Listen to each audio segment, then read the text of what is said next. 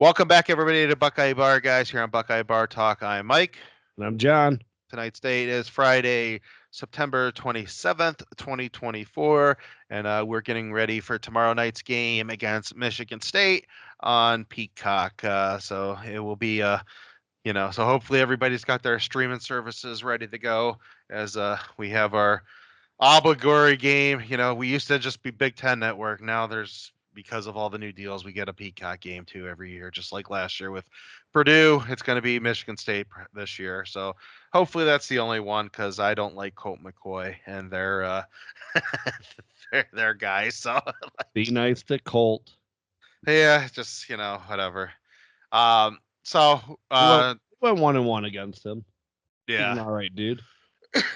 So tonight we're going to talk about, we're just going to go into just some of our thoughts with the offense. I kind of wanted to dig in a little bit with how it kind of like our opinions on what kind of Chip Kelly is bringing to the offense because I've been really impressed so far through 3 games.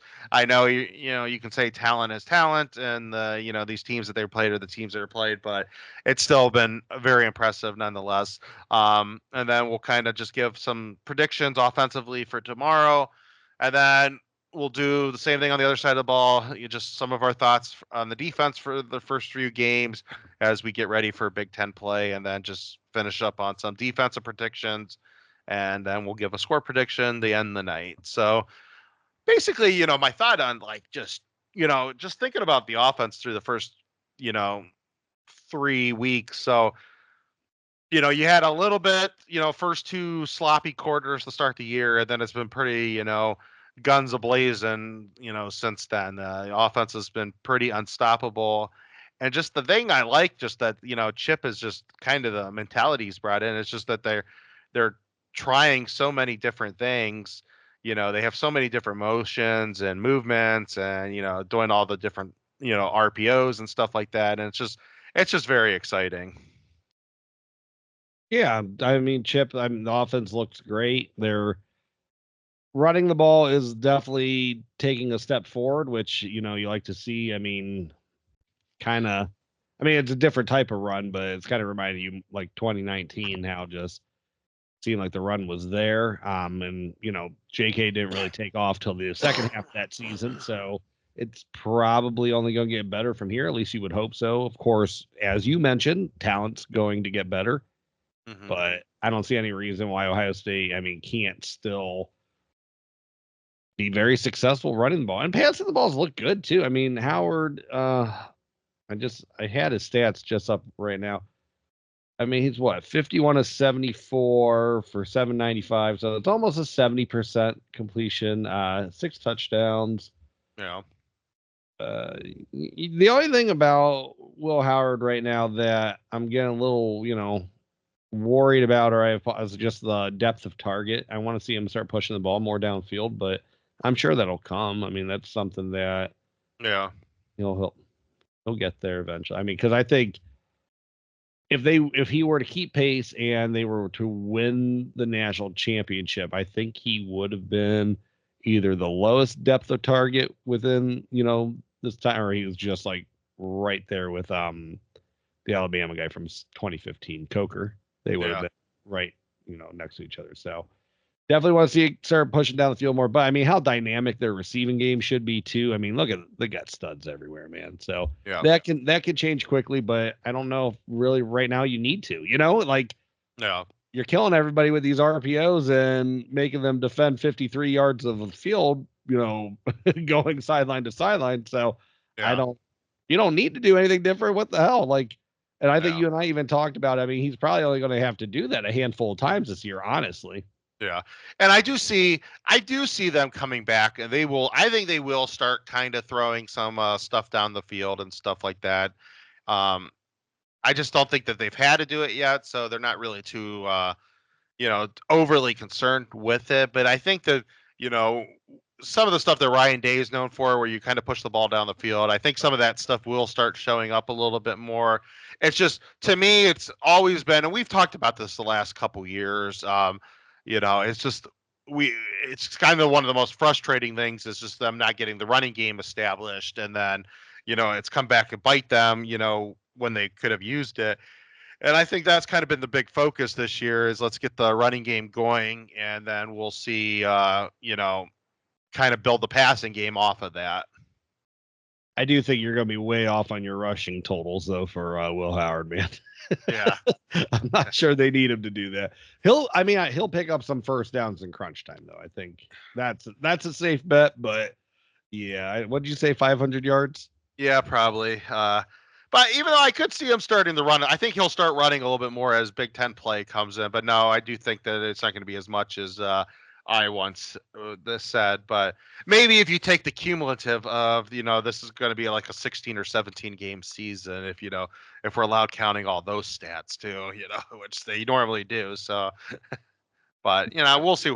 We'll see what happens. I still think he's going to be very dangerous. We talked about the kind of the one thing that he hasn't done yet is that he's either handed the ball off or he's done one of those passes. He really hasn't kept it for himself that much. So like that is going to start coming out a little bit more. I saw a stat today where, we talked again the last few years. I think the difference of the team is that I think that they've been in the red zone like 11 times out of their 20 offensive touchdowns, and they've scored touchdowns on all 11. So, that's definitely a welcome improvement from last year because, they weren't doing that against even the bad teams last year. So, I think they were like 60th in the country or 61st in the country, something like that last year in like red zone touchdown. So so it's nice to see. The game going for sure. Yeah. No, I definitely, God, just like I just want to for a minute just talk about like just Jeremiah Smith. I mean, you just talk about a freak, and you can tell how special of a talent he is. He made a couple mistakes in the first game. It seems like kind of like how he talked and Will Howard talked and Day talked this week that, the interception was probably a little bit more on him than it was on, Howard, even though Howard it would have been nice if Howard would have got a little bit more oomph on it. But, it seemed like that he didn't run the route that all that great and stuff like that. But he's just got so much talent as they're living with whatever mistakes he has just because you see that every game he's had how many touchdowns like it's like what is he up to is he 4 or 5 touchdowns already so it's like it's pretty like wild just to watch the kid play. Yeah, he's at what? He's at 4 touchdowns because he had 14 receptions for 281 yards, 4 touchdowns. Yeah, I mean the kid's a stud, man. That's nothing. He's just incredible. And I mean, he had what? 70-yarder in the second game and he had a 53-yarder in this game for a touchdown. Yeah. So, and this was what, a slant. The other one was a hitch. Like, yeah. Man, I mean, kid is big too. He's not some little guy. He's like 6'3", 215, but dude can run. Yeah, he's got definitely runaway speed. Like that's, like I'm not these Florida kids back in the receiving. Yeah. And then, I mean, speaking of that, it's just the Florida kids too. It's like, Carnell Tate. I mean, that dude, like, I think like just the way he blocks down the field, but he's just like to me, he's just like he's a much better version than like Julian Fleming was. He has that tenacity blocking down the field, but he can actually, it just Fleming never really showed up in the stats line, and I think he's got a much more capabilities of like you can't let that guy loose out there neither because like he could take it to the house at any time. Like it's just. Again, they've been so blessed for so long at wide receivers, and this year's team is just no different. It's nice to see. It's been a minute since they've really had the running game going, and just to see what this offensive line just playing with a lot of tenacity right now. I mean, I told you this the other day, and I know that Caleb Downs was a big get, Quinshon Judkins was a big get. Seth McLaughlin to me was the get of the offseason in the transfer portal because I mean that guy he's just like completely solidified that offensive line from where they were a year ago. And I mean, he's just so nasty when he's getting out there on these blocks and stuff like that. It's just nice to have just a competent center that's like really like getting everybody on the right page with their blocks and stuff like that. And then him by himself, he's just been a damn good. I mean, the guy is just really nasty when he gets out there. Yeah, he is so So talented. And like you said, man, he was the get of the offseason. I mean, that guy, he just understands the position. You know, Hinsman was just too new to it last year. He Yeah. wasn't a center. He never was a center. Like, and even now, he's not repping at backup center, is he? Isn't he is he repping it? He might be. Against Western Michigan, he definitely was. So I think he is repping as the backup center. Okay. It sounded like Luke Montgomery was going to do it, but they basically have put him in at guard when they've been bringing him in and stuff. But Austin Saraville, I mean, just the reps that he's got, and it's like now they got like him and Batagra are both looking good, and so it's like they kind of found 6 offensive linemen. Obviously, we're still a little nervous if anything would happen to a tackle. How they address that. But the interior of the line is, pretty set, considering Hinsman played a lot last year. You have McLaughlin, Donovan, Saraville, and Tagra. So, they're pretty set in the middle of the field and the interior line. Yeah, McLaughlin, I mean, I'm just so impressed with his run blocking and just his overall just knowledge of where to be. I mean, the kid just looks so comfortable, and I think he's really pulling the line together. So he's definitely a great center to have, next to Donovan Jackson there, really anchor that line down. He helps Tagra out, helps Saraville out when he's in the game. Just a couple of young and experienced guys. So he's awesome to have there. Definitely the get of the offseason. Yeah. So far, through 3 games against nobodies, but and then just on just how the running has just been different. I mean, the line is the first part of it. They're definitely, it's just the things that they're doing. Like, even when they run the stretch runs this year, it's like they're just so much more crisp and stuff like that. And and we've never cut on Tony Alford before. Like, I've always liked him in the interview room and stuff like that. But it just seems like, I never really got to watch Quinshawn much, being at Ole Miss and stuff like that. But, Trey's just running so much different this year. It's like they both have speed. They're both showing moves, but God, they're both showing power. And it's just like, in some of the, that damn punch that they throw, both of them, it's like, it's just nuts. And it's like, I'm just really enjoying, I'm a run game junkie. I've always have been. And, this has been like, this has been really, really fun to watch so far, and I really want to see how it translates now as they start getting into better competition here in the month of October, going here at the end of the September into October. Is the schedule's really going to start ramping up here, so like I'm really excited how it's how they're looking. Yeah, I mean, the thing with Trey, what I'm so impressed with him is just he does look like he's running harder, but better balance. It's like his legs keep moving. It's not like Trey always ran hard, but he went down as soon as he would touch somebody. And now it's like, he's actually breaking tackles off of contact. It's like you can't just take him down so easily. And then what I noticed in the last game against Marshall, man, Trey looks like he's getting maybe a little bit of patience and vision too. I mean, I don't think he ever necessarily lacked vision, but he was never patient to let his blocks set up. And I mean, I saw some of that against Marshall. Was it, did it look like Dobbins or Zeke or even like Judkins this year? Not necessarily. I mean, it's not like those guys, but it's definitely looking a lot better than what we've seen through 3 years. Yeah. And he still has that home run ability. No. He's still dangerous as hell coming out of the backfield if you can find him on a, swing pass or something.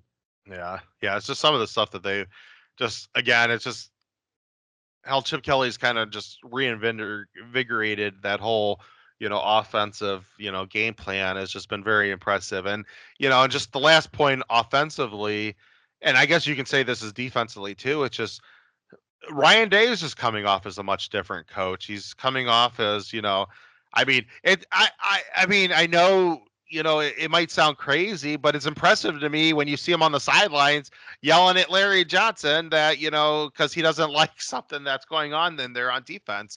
And, and so you can tell he's just paying much more attention to this stuff because he can pay attention. It's hard to be the head coach of the team when you're, and you're in charge of calling all the plays, because even when the defense is out there, you're in your call sheet looking at like where you want to start with on the next series and stuff like that. And, to have Chip now being taken care of that. And it's just to me, again, the first 3 weeks are what they are, but it's just I've been very impressed at how Ryan Day's been handling himself, on the sidelines. I don't want to see a penalty every day because that every game because that might cost him. But it was kind of BS that he got that penalty call last week. It just seemed like an oversensitive line judge to me. That those guys are supposed to take the screamings from the head coaches and like so. I don't know. It just seemed like that guy was just a little too sensitive. Yeah, I agree with that.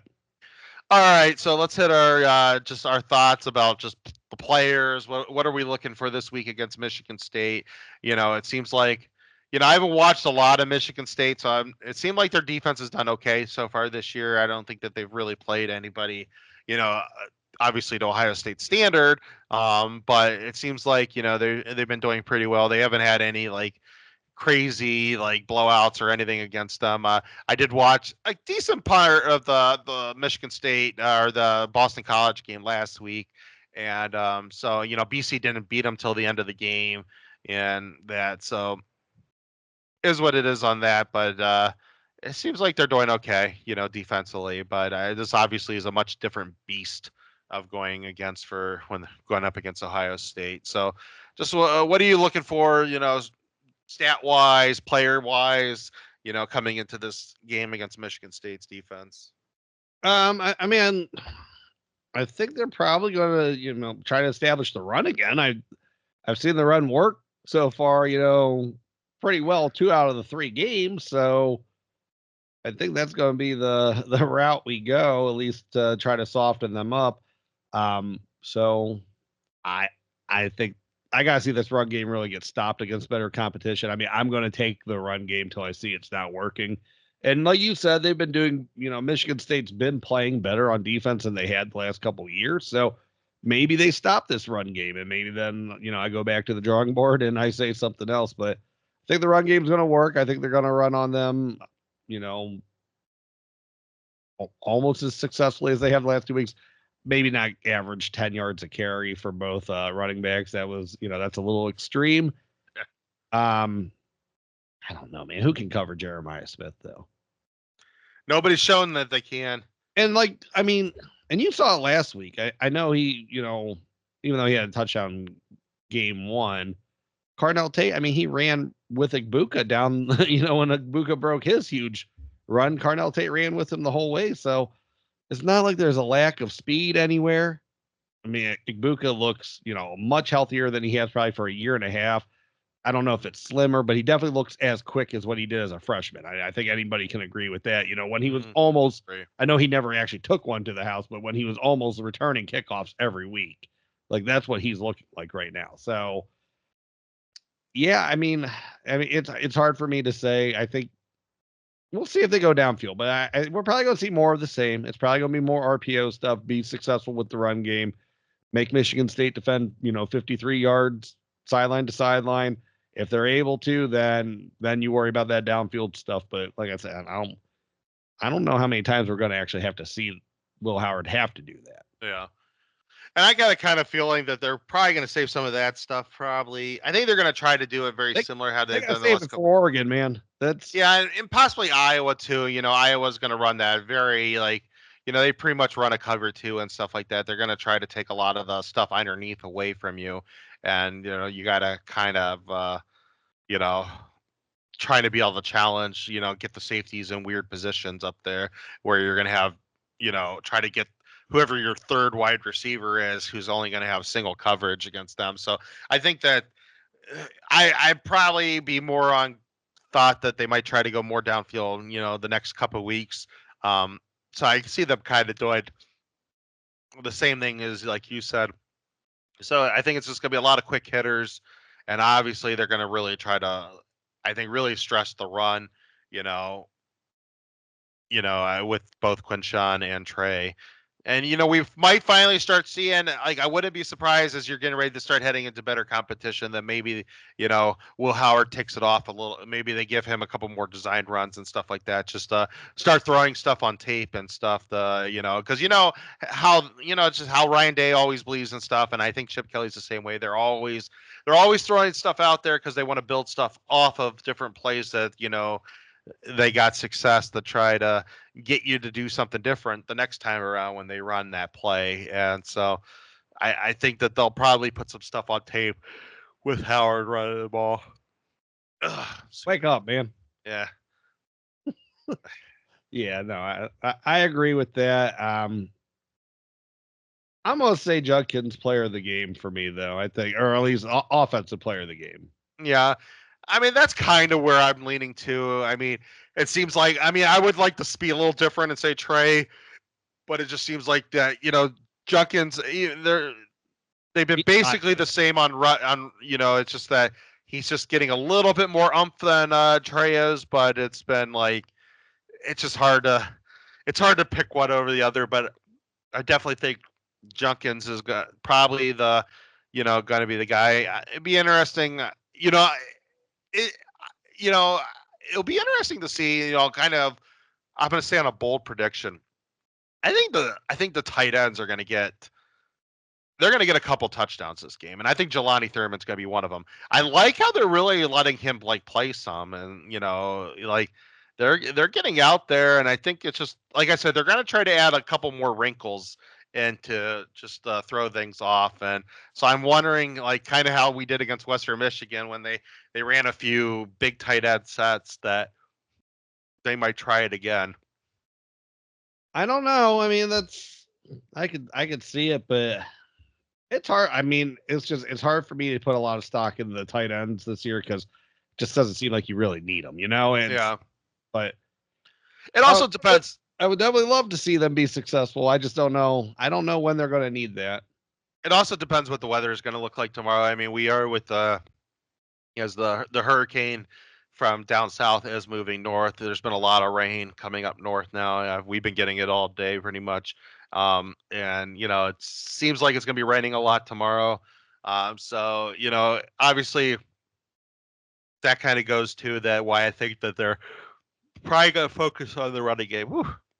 They'll be focusing on the running game and stuff like that. Yeah, The hell, man, wake up! yeah, a little bit. It's been a long Friday. That Sorry, long. Yeah, it's been a long week at work. But yeah, no, yeah, that's why probably definitely the running game. I think is definitely going to be the force again this week as they'll try to establish the run. All right, defensively. So obviously we're not going to really go over this like the whole 3 games and stuff like that. There's been a lot of question marks this week about the defensive performance. It didn't seem like the coaches were that happy. I didn't hate it. Marshall had a couple good series and stuff like that, but like I think what did they average? They still only averaged like 2.6 yards, per play, or was that like everything besides those 2 series? So I mean, I thought Let's see if I can find it. Yards per pass was 5.1. Yards per rush was 2.9. So I mean, it was nothing crazy, but it's hard when you can't get off the field, man. It's like it's very deflating, especially like when your fingertips away from these balls that are being thrown. That's the part that sucks is this guy has just got these perfect throws, but I mean, think about it though. That's like perfect throws. I know Ennis fumbles a ball that we end up keeping, but you win 49-14 when you play horrible. So, yeah. And the game was never in doubt after that first series where they take a 7-0 lead. Yeah. No, like I said, take what it is, but you got to stop the run though. I mean, that option killed them, but I don't know. It just didn't seem like they were ready for it at all. Yeah. It'll be interesting to see how they do it with this week. I mean, I know it's not necessarily Michigan State's game, but Aiden Childs can move a little bit. So I got to figure that Michigan State will try to do maybe some stuff with him. You can throw interceptions too, though. Yeah. And I just think that part of me thinks that they were just purposely trying to play a little vanilla just because, they rotated a lot of guys in last week. It was just like, I don't know if it was just like the perfect formula between like, they didn't really have like a crazy game plan. It was so damn hot. I mean, what did they say? It was like 130 degrees on the field. And it was just, it just kind of felt like defensively is that they wanted the game over with as soon as the game started, and you know, so I'm not ready. I'm not going to say anything really. I'm not concerned. And if it starts lingering over the next couple of weeks as they play better competition, Yeah. then I'll get concerned because obviously as the season goes on, you're going to be playing a lot of playoff games and stuff like that. So, if this starts lingering over the next couple of weeks as they start playing, getting into the better, the meat of the schedule, I'll have some concerns there. But I'm willing to see, give them a break on this game and see how they respond into the next game. So it'll be interesting how they look tomorrow. I'd like to see them if it's going to be sloppy, ugly, and stuff like that, and you know, and Childs is kind of he does throw picks and stuff like that. I do would like to see them pin their ears back some and like really try to get them out of their game and get them to turn the ball over a few times and stuff like that. But yeah, but like I said, I'm not overly concerned right now. Yeah, no, I'm there with you. I mean, I'm not. It's one game. I mean, we were talking about how great of a defense they were before that. I mean, it was a sleepy noon game. I don't know what to tell you. Like everybody has bad games. I hate and They like just didn't, they just did they didn't look prepared and they didn't look like they were making adjustments, which I hate. But I don't know. Maybe that was all about just maybe Knowles is like, yeah, we don't really got to do much different. Let's just like I and said, like I told you, why wouldn't you trust your DBs and just yeah, commit to the run more? yeah. And what's crazy is it does seem like he was actually really upset with the. I mean, he's pretty mild mannered as a coach as he talks, but he said he was frustrated with the game and stuff like. I think part of the reason too, and just to go off on a little side tangent, is just that I hate the fact that that game is at on big noon, with Fox. And it's like I think a lot of the Buckeye fans, all of us, listening to Joel the whole freaking game about them being sloppy and stuff like that. It just kind of like I think it probably like a lot of people like me are just were just getting annoyed with Joel the whole game, and then probably a lot of people are like, he's right, he's right. Look how bad that they're playing, and it's just like offensively they're not playing bad at all. Yeah, on special teams they have three bad kicks, and then you find out the kicker was hurt. If he would have said something, they would have at least made that switch earlier in the game, and He was still making contact with the ball, man. I don't care if you're hurt. Kick it straight. yeah, even if you just kick it on the ground, like whatever. But I agree. But and the defense, yeah, they're kind of sleepwalking in spots, but Marshall still only had two good drives on them, and and there's a big time argument that the game could have been a lot different if Jordan Hancock knocks that ball down or Denzel Burke knocks that ball down on that first series, and they don't get those two first downs. It could be a much different game. And, you can make an argument that the second touchdown that Marshall had wasn't a touchdown. And so, I mean, it is what it is. They definitely, there's things that they have to correct and stuff like that. But hey, it's a good thing they got it on film. And, like even Knowles said that, it's good when you get that stuff on film and so you can correct it. And, you still got the win at the end of the day. Yeah.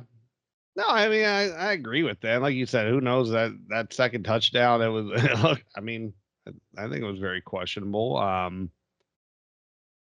Yeah, I mean there's just I don't know. I'm like, and I saw a lot of people like Burke hasn't been good since a freshman. Like, look, did you watch last year? And they're like Hancock looks sloppy. It's like, I mean, you're always I get you're playing at Ohio State and they're playing at Marshall, but the cornerback's always going to be behind the receiver. He doesn't know where the route's going. He's reacting to the guy. Like sometimes you got to tip your hat to a perfect throw. I mean, Yeah. they got like their fingertips on those balls. Like, what can you do? And we've talked about this privately and stuff like this. I also college football is I mean, the best teams are still the best teams, but college football is a lot different now because of all the transfers. And Right. and schools like Marshall, they have some really good players on there that just didn't make it. I mean, these are kids that played for schools like Ohio State and the bigger schools in the Power Five, and they They just, for whatever reason, they didn't make it with their previous school, and then they go look for a place, Right. and that's going to get them into the league. And schools like Marshall, they'll get them to the next level. And so, like, I just think that kind of changes a lot of the dynamics, because you're playing a lot of kids that we're playing at schools that were much more upper echelon. Right. That were I mean, some of these schools actually have kids that were top 100, top 250 kids. It's just they just didn't make it, and so it's like it's just kind of crazy to think, and it's just how much the sport has changed. But all right, let's get just think about like defensive player of the games. Like, what are we looking on? What are we looking for defense tomorrow? Just maybe just to correct the issues. Look a little bit more dominant than they did last week. Let's start off Big Ten play on a good foot.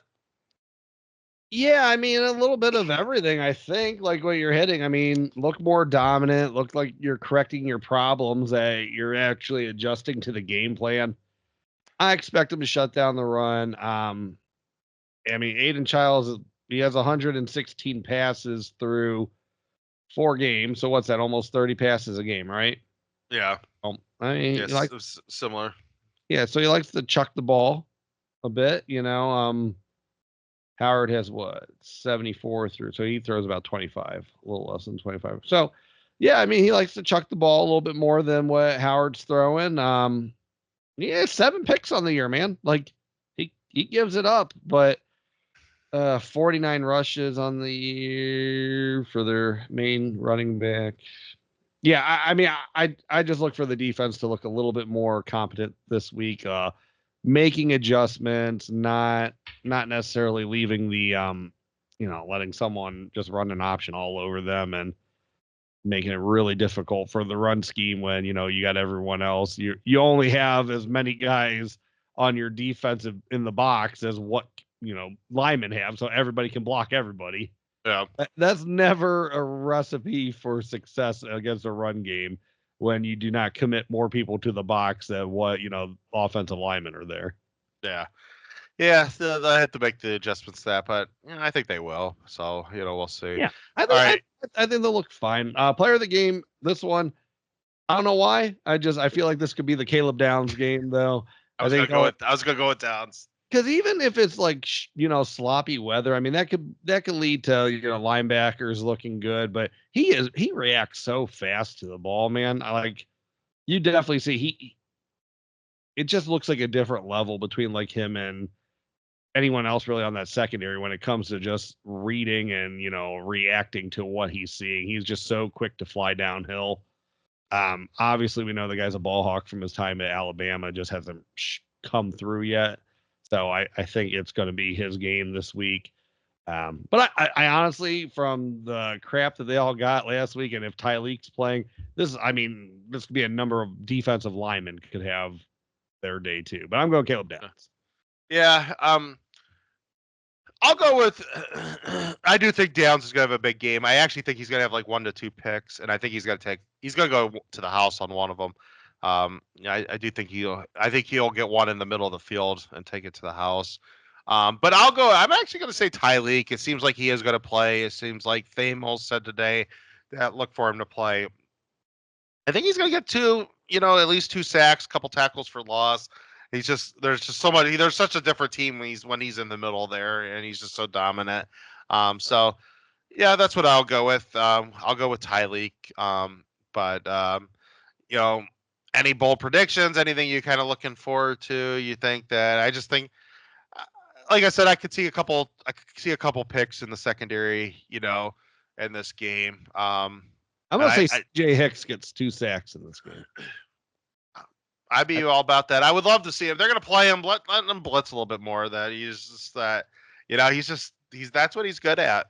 Yeah, I think they're gonna let his start leaning on his physical talents and maybe dial back a little bit on linebacker and just kind of let him do his thing. Yeah. All righty. You want to throw out? You got anything else you want to talk about? I mean, hopefully the special teams looks a little bit more crisper than they did last week. But we'll see. We got a pretty. Oh shoot. Virginia Tech's up 10 on Miami right now with 10 minutes left in the game. Oh damn. Miami Yeah. looks they might be driving, but I mean, there's still more than 2 scores. Pretty good slate of games tomorrow. So I hope everyone's watching. You know, you got Minnesota, Michigan's going to be your big noon game. USC, Wisconsin's a 3:30. Louisville, Notre Dame, 3:30. Who else we got? Arkansas, Texas, or Texas A&M, excuse me. A&M or Texas Longhorns, they're playing Mississippi State. So that's Clemson, Stanford. That could be sneaky good at 7. Of course, we got Bama and Georgia. That's 7:30 on Yeah. ABC. I love Ohio. I love Ohio State night games. So why couldn't this be the week where Ohio State, like it didn't, like why can't it be like a 4 o'clock game or whatever? It's like I do want to watch that Georgia Bama game at nighttime.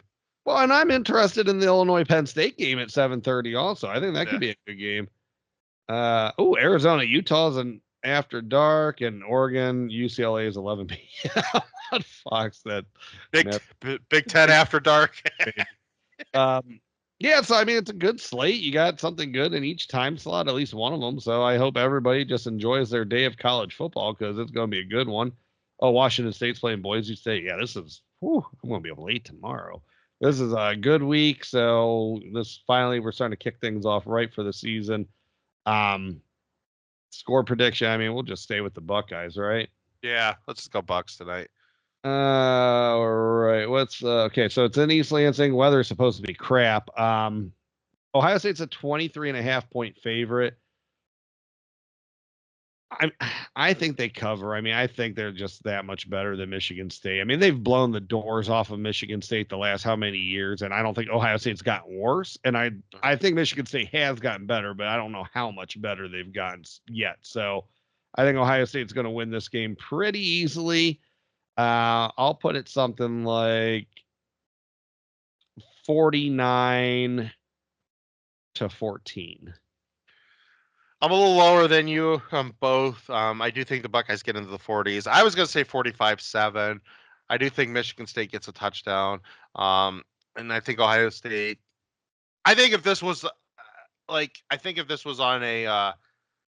if this was a better weather game, they'd probably be, well into the 50s because I think they That's are hard just. to say because the weather is going to be crap. So I do think 45. I mean, it could be as low as 42. I don't know how bad it'll be how easily it'll be able to kick it. And I don't know what the kicking situation's like, but I'll go with 45-7.